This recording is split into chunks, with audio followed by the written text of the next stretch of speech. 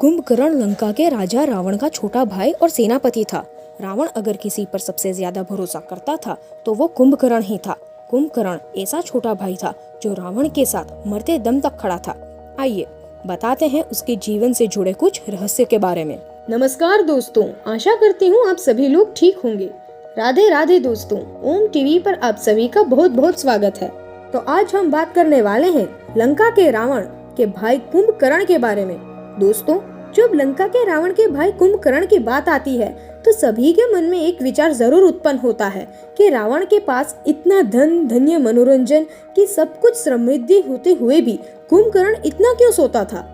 इतना विशालकाय शरीर और हजारों हाथी जितना बल होते हुए भी वह 6 महीने सोता ही रहता था। तो आज हम सभी लोग जानने वाले हैं लंकाधीश रावण के भाई कुंभकर्ण के बारे में।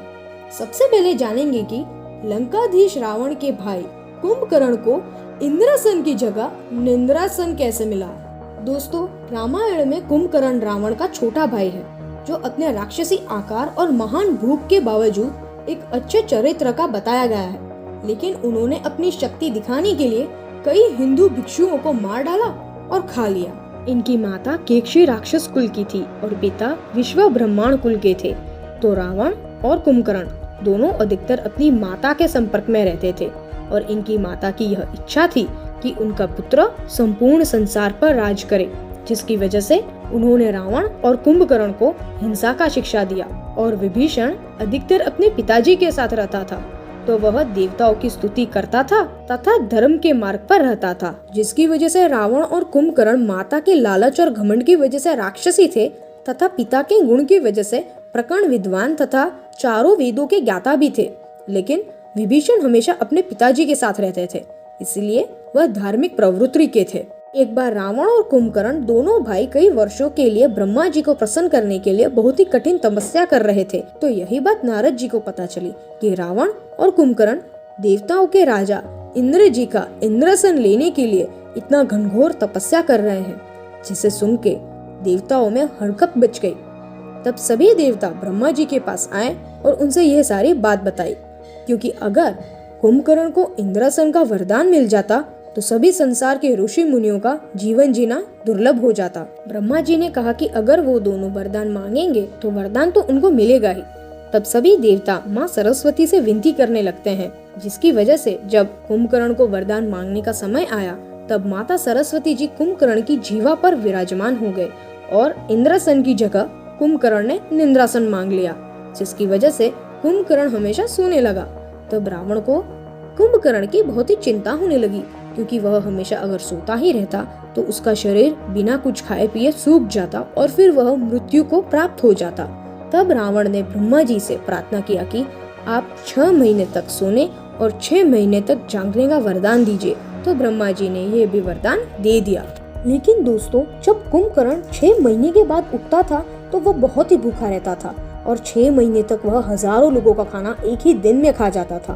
और जब उसे खाना नहीं मिलता था तो वो तुरंत तोड़ फोड़ मचा देता था, जिसकी वजह से एक बार फिर रावण ने ब्रह्मा जी से प्रार्थना की और कहा कि आप कुंभकर्ण को सिर्फ 6 महीने में सिर्फ एक बार उठने का वरदान दे दीजिए। और ब्रह्मा जी ने कुंभकर्ण को एक दिन उठने का वरदान दे दिया।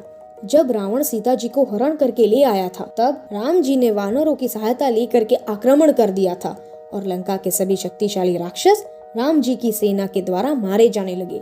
यहाँ तक कि मेघनाद जैसा शक्तिशाली योद्धा को भी श्री राम जी की सेना ने परास्त कर दिया था।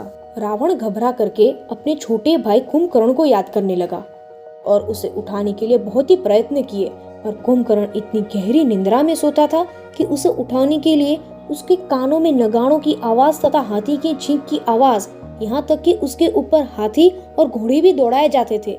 लेकिन ब्रह्मा जी के वरदान की वजह से वह सोता ही रहता था। कुंभकर्ण विशालकाय शरीर होने की वजह से स्वादिष्ट भोजन करने का बहुत ही शौकीन था। उसके सामने अनेक प्रकार के स्वादिष्ट व्यंजन परोसे गए, जिसकी सुगंध से कुंभकर्ण उठा और वह अपने बड़े भाई रावण के पास गया और अपने उठने का कारण पूछा। राम रावण सीता माता के हरण की सारी बात बताई, जिसे सुन करके कुंभकर्ण को क्रोध आ गया। उन्होंने अपने बड़े भाई रावण से कहा, आपने यह नीति विरुद्ध कार्य किया है। अगर आपको माता सीता जी को लेके आना था तो आपको उन्हें युद्ध में जीत कर लेके आना चाहिए था, लेकिन आपने अपने कुल को गौरव का अपमान किया है। वह सुनकर के रावण कुंभकर्ण पर क्रोधित हो उठा और उसने कहा कि तुम भी विभीषण की तरह जाओ, उसकी सेना में शामिल हो जाओ। तब कुंभकर्ण ने भाई प्रेम के कारण उनकी आज्ञा क्या स्वीकार किया और युद्ध में जाने के लिए तैयार हो गए। कुंभकर्ण को यह आभास हो चुका था कि श्री राम कोई और नहीं बल्कि नारायण के एक रूप है, तो वह नारायण के हाथों अपनी मृत्यु पाना भाग्यशाली समझने लगे। कुंभकर्ण युद्ध के मैदान में गए तो उसकी विशाल शरीर की वजह से उसके पैरों के नीचे बहुत से वानर सेना दब गए और कई को तो वो सीधा खा ही जाते थे। जब सुग्रीव उनके सामने आए तो कुंभकर्ण ने सोचा कि सुग्रीव को अगर बंदी बना लिया जाए तो सभी वानर सेना का मनोबल कम हो जाएगा। पर वैसे ही श्री राम आ गए और कुंभकर्ण से युद्ध करने लगे। श्री राम के बाण के द्वारा कुंभकर्ण की मृत्यु हो गई और मरते समय कुंभकर्ण ने नारायण स्वरूप श्री राम जी को प्रणाम किया। दोस्तों, कुंभकर्ण भले ही राक्षस प्रवृत्ति का था, लेकिन अपने पिताजी की वजह से उसमें धर्म और नीति भी विद्यमान थी। अगर आप अब तक इस वीडियो को देख रहे हैं तो आपने अब तक चैनल को लाइक और सब्सक्राइब कर ही दिया होगा, और अगर नहीं किया है तो तुरंत कर दीजिए। अगली वीडियो में आपसे फिर मुलाकात होगी। तब तक के लिए राधे राधे। जय श्री राम।